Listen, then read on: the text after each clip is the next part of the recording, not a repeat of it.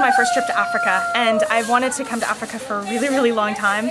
And this has been an amazing opportunity that I was able to get with the Advocacy project. When I applied for a fellowship, I applied for 3 different fellowships, and the one with Kinawataka Women Initiatives was my first choice. So I was really excited.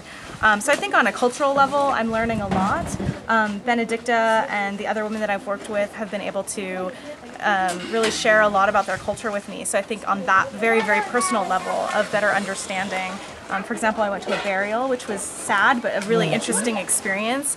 I just went to some wedding introductions. I think that's been really good. So I'm getting this really interesting cross-cultural experience that you can't get sitting from a classroom, even if you watch 1,000 DVDs about Uganda or about Kampala or anything about Africa.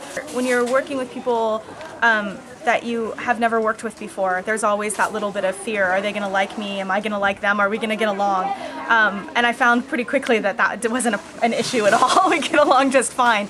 But it's for me kind of getting over fears is one thing. I think in terms of skills and in terms of professional skills, I think it's really important for me to learn how to slow things down, how to explain things logistically, piece by piece, so that even if people for whom English isn't their first language, they can really understand. So learning to be able to communicate much better so that they understand me and can really appreciate the ideas that I'm suggesting. What I have liked from her, she can't say that this is an African food I can't eat. No, whenever you give it to her, she's flexible. She's fitting to our African culture. That's what I have found from her.